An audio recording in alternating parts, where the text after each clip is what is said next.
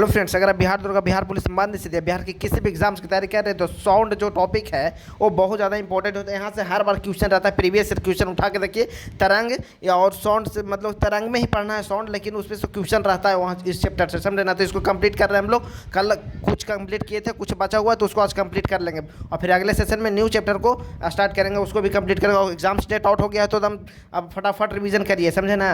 तो प्रघाती तरंग किसको हम लोग कल देखे थे, सबसोनिक, सुपरसोनिक, हाइपरसोनिक किसको बोलते हैं, जरा कमेंट बॉक्स में बताइए किसको क्या बोलेंगे। जब वस्तु की चाल ध्वनि की चाल से कितना अधिक हो जाए तो उसको सुपरसोनिक बोलेंगे, और कितना ज़्यादा और अधिक हो जाए तो उसको हाइपरसोनिक बोलेंगे। कमेंट बॉक्स में बताइए, ये सब एग्जाम्स में आता है, पूछा हुआ क्वेश्चन है। प्रघाती तरंग जब किसी वायुयान की चाल सुपरसोनिक या हाइपरसोनिक होती है तो वह अपने पीछे एक खतरनाक शंकु आकार तरंग बनाती है। इन्हीं तरंगों को प्रघाती तरंग या ध्वनि बूम या शॉक वेव कहते हैं। ये अत्यधिक शक्तिशाली होती है और भवनों को गिरा देती है। इसी कारण सुपरसोनिक जहाज को अधिक ऊंचाई पर उड़ाया जाता है। तो याद रखिएगा, शंकु जब सुपरसोनिक जहाज वगैरह उड़ता है ना या हाइपरसोनिक सा, तो पीछे अपने एक हवा का लपेटा बना देता है, समझे। उसे प्रघाती तरंग कहते हैं। और उसके चपेटा में कुछ भी आता है तो उसको डिस्ट्रॉय कर देता है। यही बता रहा है, सुपरसोनिक बहुत तेज होता है, समझे ना।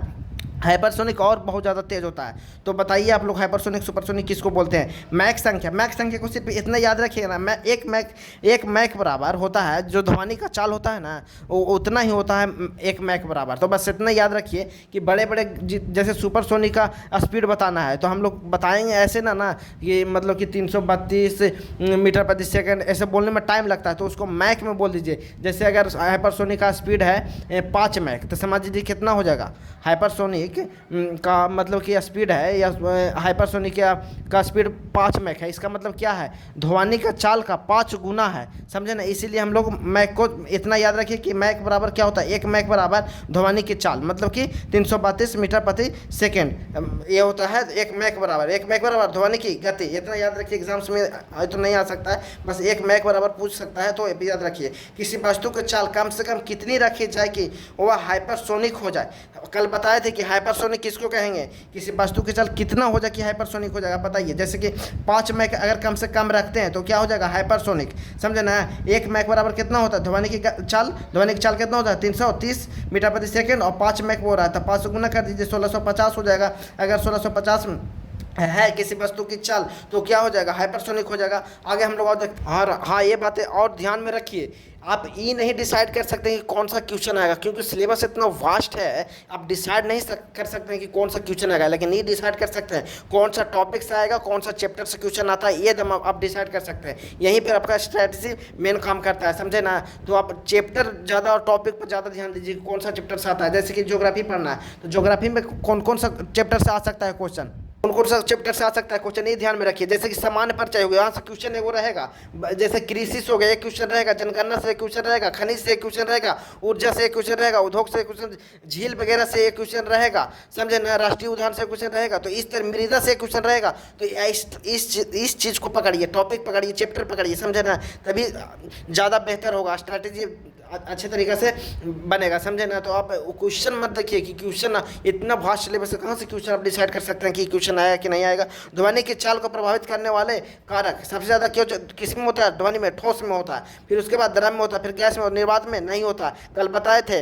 अगर अब एग्जाम्स में दे दे कि ध्वनि की चाल किस में सबसे अधिक होगा और ठोस तीनों दे दे, मान ली 3 को ऑप्शन दे रहा है, तीनों ठोस दे दो तो फंस जाइएगा। तो ठोस में ध्वनि की चाल सबसे ज़्यादा निकेल में होता है, समझे ना। उसके बाद स्टील में होता है, उसके बाद लोहा में होता है, उसके बाद पित्तल में होता है। यहीं से इतने से आता है क्वेश्चन, अब आगे नहीं आता है, समझे। जैसे सबसे ज़्यादा किस में होगा, जैसे मान लीजिए ऑप्शन में बोले कि ठोस में ध्वनि की चाल सबसे अधिक होगी निकेल में, स्टील में, लोहा में, तो किस में मारिएगा, निकेल में मारिएगा। ऐसे फिर दे दे कि ठोस में ध्वनि की चाल सबसे अधिक होगी, स्टील में, लकड़ी में, लोहा में, किस में मारिएगा, स्टील मारिएगा, क्योंकि स्टील निकेल के बाद स्टील में ही सब ज़्यादा आता है। निकेल तो पूछता नहीं है, स्टील ही ज़्यादा पूछता है, समझे ना। द्रव में ध्वनि की चाल समुद्र, जल, फिर जल में होता है, फिर एथेनॉल में होता है, समझे ना। अगर द्रव में ध्वनि की चाल पूछ ले तो सबसे ज़्यादा चाल किस में होगा, समुद्र जल में, फिर जल में, नॉर्मल जल में, फिर एथेनॉल में होगा, समझे ना। तो ये सब याद रखिए, बहुत बार पूछा, मल्टीपल टाइम्स सब एग्जाम्स में क्वेश्चन पूछा। गैस में ध्वनि की चाल हाइड्रोजन में सबसे ज़्यादा, उसके बाद वायु में, इसको और फास्ट मोड में रिवीजन चल रहा है तो हम उतना समझाने का प्रयास नहीं कर रहे। दाब, यहाँ पर देखिए निम्नलिखित में से किसे ध्वनि की चाल अधिक होगी? लकड़ी, जल, स्टील, वायु, किस में होगा? तो आप पहले सबसे ज़्यादा ठोस में सबसे ज़्यादा होता है, तो ठोस में तो कौन सा है? स्टील, फिर लकड़ी भी दिया हुआ, स्टील भी दिया हुआ है, तो सबसे ज़्यादा किस में होता है? स्टील में होता है। तो स्टील मारिए दाब, प्रेशर। ध्वनि की चाल पर दाब का कोई प्रभाव नहीं पड़ता, याद रखिएगा। घनत्व तथा प्रत्यास्था, डेंसिटी एंड इलास्टिसिटी बोल सकते हैं इसको। घनत्व तथा प्रत्यास्था को ध्वनि की चाल पर सीधा प्रभाव पड़ता है। अगर प्रत्यास्था बढ़ने पर ध्वनि की चाल बढ़ती है, याद रखें। प्रत्यास्था किसको बोलते हैं? हम लोग तरंग में देखेंगे प्रत्यास्था, हम लोग पढ़ेंगे प्रत्यास्था, एक चैप्टर है, एक टॉपिक है उसको पढ़ेंगे, लेकिन प्रत्यास्था जान ले। जब ऐसे बोल सकते हैं कि वस्तु का वह गुण जिससे कि वस्तु पर से अगर बल हटा लेने पर वस्तु पुनः अपनी अवस्था में लौट आए, वो तो उसे प्रत्यास्था। जैसे कि मान लीजिए कि लबड़ है, ठीक ना, उसको आप मान लिया स्प्रिंग देख रहे हैं, स्प्रिंग तो जानते हैं, उसको दबा दिए, अवस्था चेंज करें, छोड़ेंगे, पुनः वही अवस्था में आ जाएगा, इसका मतलब उसमें प्रत्यास्था है, समझे ना। मान लीजिए लबड़ है, लबड़ को खींचे, उसको अवस्था चेंज किया, फिर छोड़ेंगे, अपने अवस्था में आ जाएगा, मतलब उसमें प्रत्यास्था है, समझे ना। तो ठोस में सबसे ज़्यादा प्रत्यास्था होता है, याद रखिएगा। तो हमें बता रहा है कि प्रत्यास्था पे मतलब क्या, ध्वनि के चाल पर सीधा प्रभाव पड़ता है। जितना ज़्यादा प्रत्यास्था रहेगा उतना ज़्यादा ध्वनि की चाल उसमें ज़्यादा रहेगी, समझे ना। तो निर्वात में प्रत्यास्था शून्य होती है, निर्वात में ध्वनि की चाल शून्य होता है। प्रत्यास्था है ही नहीं निर्वात में, तो ध्वनि की चाल भी शून्य हो जाएगी। निर्वात में ध्वनि उत्पन्न होती है लेकिन सुनाई नहीं देती है। निर्वात में ध्वनि तो उत्पन्न होगी लेकिन सुनाई नहीं देगा, समझे ना। अब देख लेते हैं हम लोग प्रत्यास्था सबसे ज़्यादा किसमें होता है? ठोस में। प्रत्यास्था बताए ना कि वस्तु को अगर जिससे वस्तु पर से बल अगर हटा ले तो पुनः अपनी अवस्था में चला है, समझे ना, तो उसी को प्रत्यास्था कहते हैं। जैसे मान ली रड, देखते होंगे ना घर वगैरह बनता है, जब अंडर कंस्ट्रक्शन रहता है तो रड निकला हुआ है, उसको तीर के फिर छोड़िएगा ना, अपने अवस्था में आएगा एकदम भनाक से, मतलब उसमें प्रत्यास्था बहुत ज़्यादा अधिक है। उसके सामने रहिएगा ना तो मुँह कान तोड़ देगा, समझे ना। इसमें प्रत्यास्था अधिक है, इलास्टिसिटी उसमें ज़्यादा है, समझे। ध्वनि का वेग सबसे ज़्यादा ठोस में होगा, द्रव में होगा, फिर गैस में होगा। सबसे अधिक प्रत्यास्था क्वार्ट्ज कांच की होती है, सब याद रखिएगा, बहुत इंपॉर्टेंट है। क्वार्ट्ज कांच की होती है, उसके बाद इस्पात की होती है, इसीलिए ध्वनि का वेग सबसे अधिक क्वार्ट्ज कांच में होती है, उसके बाद स्टील में होता है, समझे ना। या निकल बोल सकते हैं। निकल और स्टील का ना तो एकदम करीबी मामला है, दोनों को उतने ही बोल सकते हैं, लेकिन निकल थोड़ा ज़्यादा होता है, स्टील कम होता है ना। कभी कभी निकल देता है लेकिन निकल पूछता नहीं है, समझे ना। आपको क्वार्ट्ज पूछ सकता है और स्टील पूछ सकता है। आर्द्रता तथा ध्वनि की चाल में सीधा संबंध होता है। आर्द्रता में ध्वनि की चाल बढ़ता है, समझे ना, अर्थात आर्द्रता में ध्वनि की चाल बढ़ता है। यदि यही कारण है कि बरसात के बाद ध्वनि की चाल बढ़ जाती है, इसी का कारण वर्षा होने के बाद ध्वनि की तेज सुनाई देती है, समझिए ना।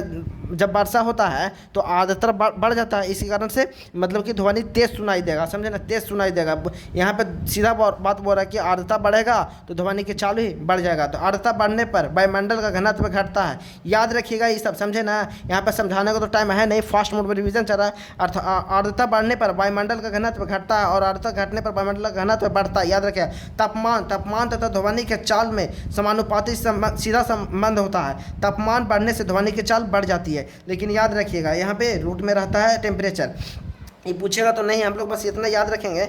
मेडिकल वगैरह तो पूछेगा नहीं, सब टेक्निकल एग्जाम से नहीं तो कैसे पूछ सकता है। जैसे कि तापमान तथा ध्वनि के चाल में समानुपाती संबंध होता है, तापमान बढ़ने से ध्वनि की चाल बढ़ जाती है, यहाँ भी याद रखिएगा। जहाँ भी क्या है, बेग है तथा टी टेम्परेचर है, जिसको केल्विन में तापमान बोल सकते हैं। 1 डिग्री सेल्सियस तापमान बढ़ने पर ध्वनि की चाल में इतना मीटर प्रति सेकंड 0.62 मीटर प्रति सेकंड की वृद्धि हो जाता है। जितना आप टेम्परेचर दीजिएगा इतना तेज होने ध्वनि की चाल बढ़ते जाएगा। मान लिया जाए कि हम 5 डिग्री यहाँ पे तापमान बढ़ेगा, ध्वनि की चाल भी बढ़ेगी। अगर तापमान बढ़ेगा तो ध्वनि की चाल भी बढ़ेगी, समझे ना। तो यहाँ पे हम लोग एक न्यूमेरिकल देख लेते हैं। जैसे 15 डिग्री सेल्सियस पर ध्वनि की चाल 340 मीटर प्रति सेकंड नहीं आने वाला है, नहीं, इसको छोड़िए, ज़्यादा टाइम पास नहीं करिए।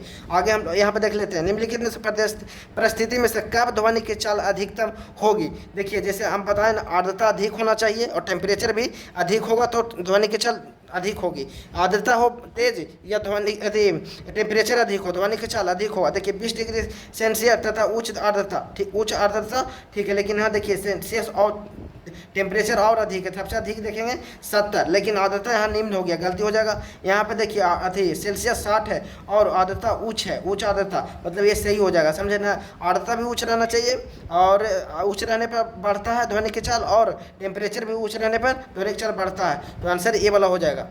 आज हम लोग ध्वनि कंप्लीट कर लेंगे, 3-4 मिनट और लगेगा लेकिन कंप्लीट कर लेंगे। अनुभार बढ़ने से ध्वनि की चाल घट जाती है, याद रखिएगा। जितना ज़्यादा अनुभार होगा उसमें ध्वनि की चाल घट जाएगी, यहाँ पे याद रखिएगा।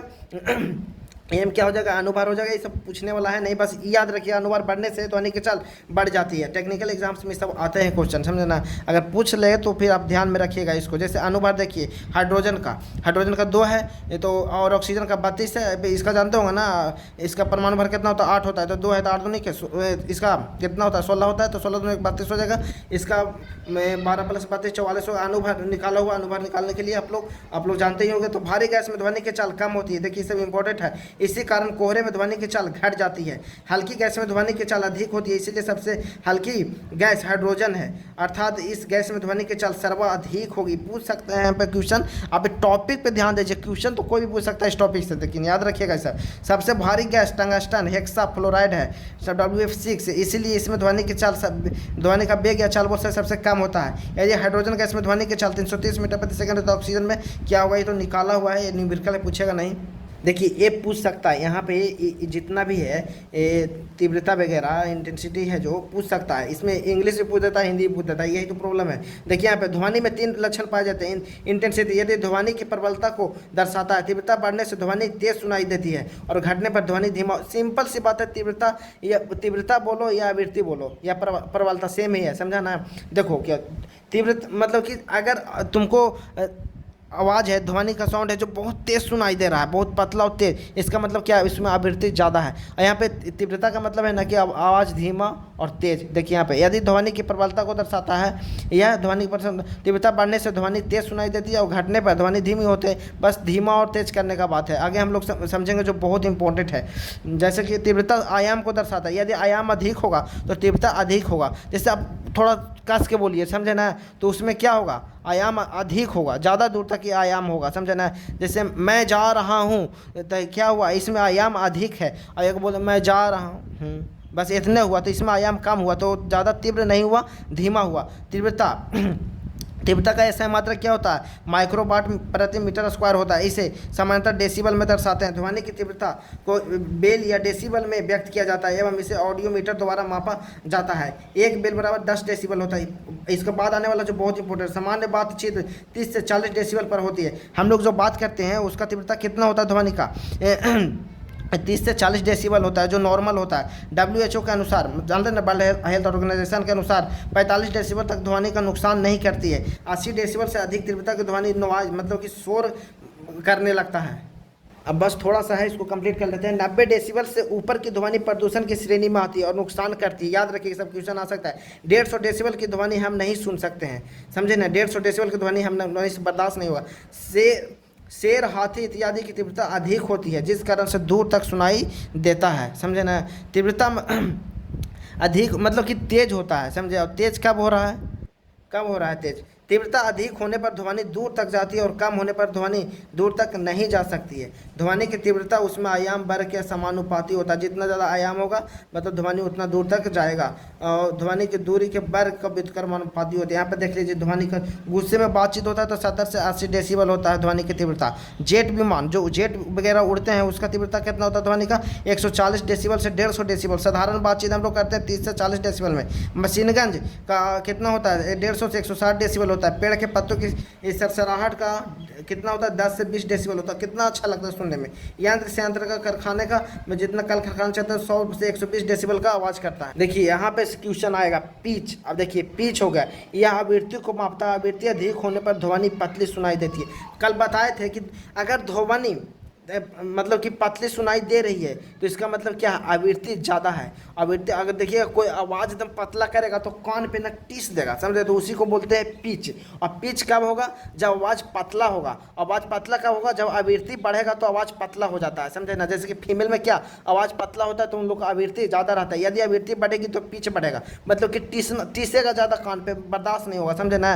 तो यहाँ पे क्वेश्चन आता है कि यदि आवृत्ति बढ़ेगी तो पिच बढ़ेगा, ध्वनि पतली और सुनाई देगी, पतली सुनाई देगी। अगर पतली सुनाई देगी, यहाँ पे सीधा मतलब कि आवृत्ति बढ़ेगा तो पिच भी बढ़ेगा। याद रखिएगा, महिला बच्चा मच्छर की आवृत्ति अधिक रहती है जिस कारण से इसकी ध्वनि पतली रहती है, समझे ना। जब आवृत्ति घटेगा तो पिच भी घट जाएगा। आवृत्ति घटेगा तो आवाज़ मोटा हो जाएगा और टीसेगा भी कान नहीं, तो मतलब कि पिच भी कम गया।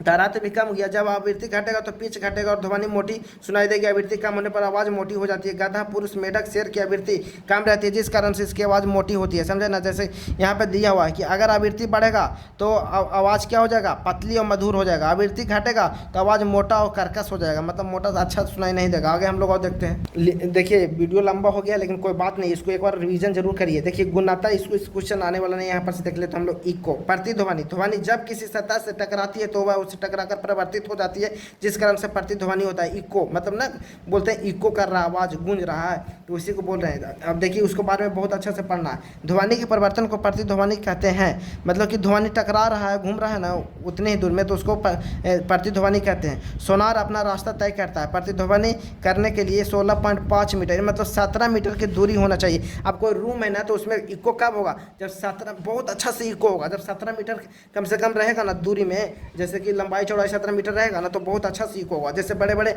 महल वगैरह में देखिएगा ना तो वहाँ तो आवाज़ इको करेगा, का है क्योंकि वहाँ दूरी मिल जाता है। 17 मीटर दम होना चाहिए तो बहुत अच्छा। 17 मीटर से अधिक हो तो कोई बात ना हो, लेकिन 17 मीटर से कम होगा ना तो इको अच्छा नहीं करेगा। ध्वनि का प्रभाव कान पर 1/10 सेकंड होते बता चुके हैं, और स्वर आपस में टकराते हैं, अतः प्रतिध्वनि रोकने के लिए परिवर्तन को रोकना होता है। इसी कारण सिनेमा घरों में, अब सिनेमा में देखिए 17 मीटर तो मिल ही जाता है, तो वहाँ आवाज़ क्या होगा, गूंजेगा, इको करेगा। तो उसके लिए क्या कहा जाता है, सिनेमा घरों में दीवारों को खुरदुरा या उस पर चादर लगा दिया जाता है। वो चादर पर से तो टकराएगा नहीं, आवाज़ परिवर्तन होगा नहीं आवाज़ वो तो इसी तरीके से क्या कर देता है, चादर लगा दिया जाता है। 17 मीटर की दूरी होने के कारण मंदिर मस्जिद में शांति का आभास होता है। समझे? प्रतिध्वनि को रोकने के लिए एकॉस्टिक इफेक्ट कहते हैं। एकॉस्टिक ध्वनि का अध्ययन एकॉस्टिक साइंस कहलाता है, याद रखिएगा। ध्वनि का अध्ययन ध्वनि के प्रभाव को कम करने के लिए रबर का प्रयोग किया जाता है। इसी कारण गाड़ी तथा फ्रिज के दरवाजे पर रबर का प्रयोग किया जाता है। अब हम लोग ये देख लिया, व्यतिकरण भी देख लेते हैं। जब समान आवृत्ति एवं आयाम वाले दो तरंग एक दूसरे पर अध्यारोपित होती है। अब जब बोले ना कि आवृत्ति अगर मान लीजिए कोई ध्वनि इधर से आ रहा, कोई ध्वनि इधर से आ रहा, दोनों का आवृत्ति सेम है और एक दूसरे के सामने रख दीजिएगा तो क्या हुआ, तो तरंगे की तीव्रता कहीं बढ़ जाए, कभी आवाज़ तेज करेगा, कभी धीमा करेगा और कहीं पर शून्य भी हो जाएगा, आवाज़ भी नहीं निकालेगा। इसी घटना को व्यतिकरण कहते हैं। व्यतिकरण प्रकाश तथा ध्वनि दोनों में देखा जाता है। व्यतिकरण से बचने के लिए दो लाउड स्पीकर को आमने सामने नहीं रखा जाता। यदि इन्हें आमने सामने रखा जाएगा तो इनकी ध्वनि कभी बहुत तेज हो जाएगी, कभी शून्य हो जाएगी। यदि व्यतिकरण प्रकाश में होगा तो प्रकाश कहीं चमकीला दिखाई देगी और कहीं अंधेरा छा जाएगा। इसी कारण साबुन का बुलबुला कहीं चमकीला तथा कहीं अंधेरा दिखाई देता है। बस इतना ही है, इसको कंप्लीट कर लेंगे और देखेंगे क्वेश्चन ध्वनि से, तो भी करा देंगे क्योंकि ध्वनि से क्वेश्चन रहेगा बाबू। तरंग किसी कोने से टकराकर आंशिक रूप से मुड़ जाती है। ध्वनि का विवर्तन देख रहे हैं, समझे ना? तरंग किसी कोने से टकराकर आंशिक रूप से मुड़ जाती है, इसी घटना को विवर्तन कहते हैं। जैसे ध्वनि अगर हम बोलेंगे इधर तो इधर भी आवाज़ आएगा, इधर भी आवाज़ आएगा, उसी को विवर्तन कहते हैं। सीधा ही नहीं आवाज़ आएगा। जैसे प्रकाश टॉर्च मारिएगा तो सीधा जाएगा लेकिन बहुत कम इधर उधर जाएगा, इसका मतलब विवर्तन बहुत कम हो रहा है। विवर्तन प्रकाश तथा ध्वनि दोनों में देखा जाता है। विवर्तन के कारण कैमरे पर बैठे व्यक्ति को हम नहीं देख सकते हैं किंतु आवाज़ सुन सकते हैं, समझे ना? प्रकाश में विवर्तन होने के लिए मुड़ने वाला कोना का पतला होना आवश्यक होता है। प्रकाश में विवर्तन होने के लिए कोना का 10⁻7 मीटर होना जरूरी है। ब्लेड का कोना चमकीला दिखाई विवर्तन के कारण होता है। अब ध्रुवन देख ले। अनुप्रस्थ तरंग जब चलती है तो एक निश्चित दिशा में फैलती है, इसी घटना को ध्रुवन कहते हैं। यहाँ हम लोग यहाँ तक कर लिए हैं, कोई बात नहीं। अब आगे हम लोग सेशन में अगला चैप्टर करेंगे क्योंकि ध्वनि यहीं तक था, कंप्लीट हो गया है।